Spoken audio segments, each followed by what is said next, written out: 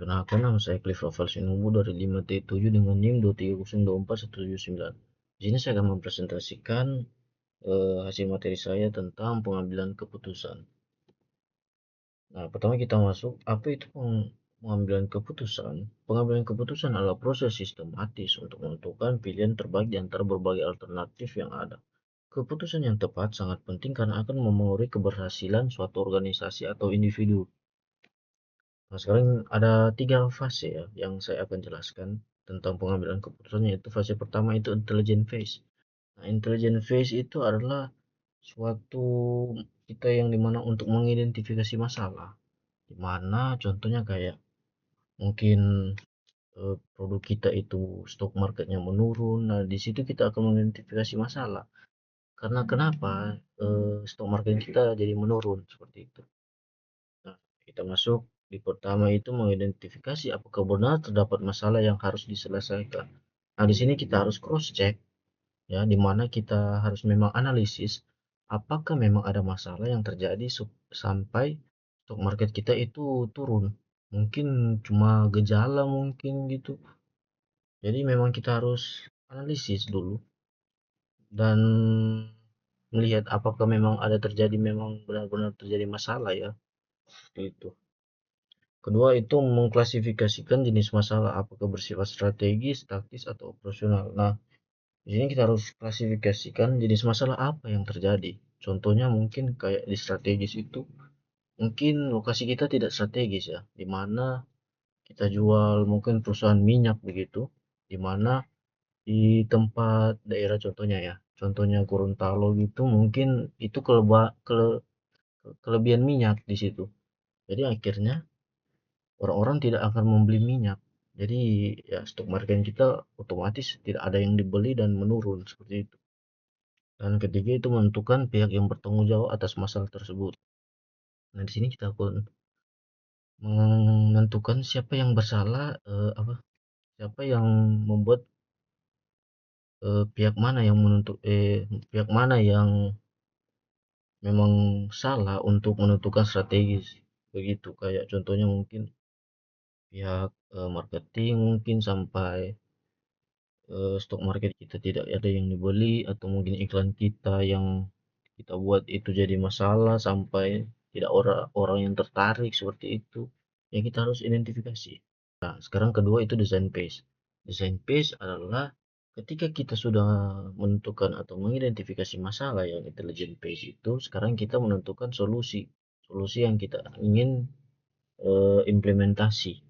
Nah, pertama itu kita masuk di pengambil keputusan, mencoba menghasilkan beberapa pilihan tindakan yang layak. Jadi kita harus bukan cuma satu solusi yang kita ciptakan, tetapi beberapa solusi yang kita harus ciptakan supaya kita bisa menentukan pilihan mana yang layak kita ingin implementasi ke perusahaan kita seperti itu. Kedua itu masalah kemudian direpresentasikan ke dalam bentuk model, baik model matematis ataupun model deskriptif. Nah, di sini kita harus menentukan masalah mana yang memang terjadi, terus kita akan representasikan secara mungkin kuantitatif, itu secara analisis, statistika, di mana kita akan melihat data-datanya sesuai ya, teori kuantitatif. Ketiga itu validasi model dilakukan untuk memastikan bahwa model benar-benar menggambarkan kondisi nyata. Jadi solusi tersebut memang diimplementasikan benar-benar secara nyata ya. Seperti itu. Karena ada choice based yang dimana ketika kita sudah mengidentifikasi masalah, membuat solusi, sekarang kita akan menentukan solusi mana yang kita ingin implementasikan di perusahaan kita. Itu pertama, alternatif yang ada dievaluasi kembali dengan membandingkan kelebihan dan kelemahannya. Jadi kita harus menentukan solusi mana yang memang ada kelebihannya dan kelemahannya. Mungkin solusi yang pertama itu mungkin kelebihannya, perusahaan atau stock market kita akan naik secara satu hari, jadi bakal viral begitu. Tapi kedepannya yang itu dia akan menurun karena viral tersebut sudah menurun, sudah tidak ada yang orang tertarik. Jadi kita harus memang menentukan ya.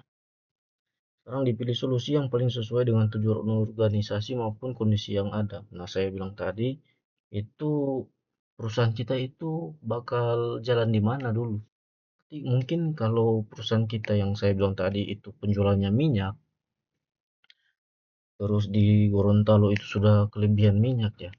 Jadi kita harus memilih strategi untuk berrelokasi gitu supaya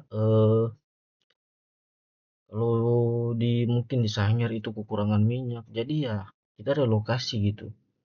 Memang sesuai dengan organisasi atau perusahaan kita yang larinya kemana gitu. Nah, sekarang ketiga itu keputusan yang telah dipilih kemudian diimplementasikan dalam bentuk tindakan nyata. Nah, ketika solusi-solusi itu sudah dipilih, sekarang kita harus menentukan, sorry, sekarang kita ingin mengimplementasikan solusi tersebut di tindakan secara nyata. Simpelnya begitu. Sekarang kesimpulan, pengambilan keputusan merupakan proses yang yang terdiri dari tiga fase yang saling berkaitan. Intelligent phase berfungsi untuk memahami masalah secara jelas. Design phase berfokus pada perencanaan dan analisis solusi yang layak. Sedangkan choice phase menentukan serta mengimplementasikan alternatif terbaik. Dengan mengikuti ketiga fase ini secara sistematis, keputusan yang diambil akan lebih rasional, efektif, dan sesuai dengan kebutuhan. Nah, mungkin cuma dari itu saja presentasi saya. Dan mohon maaf jika kata-kata yang saya salah ucapkan dan terima kasih.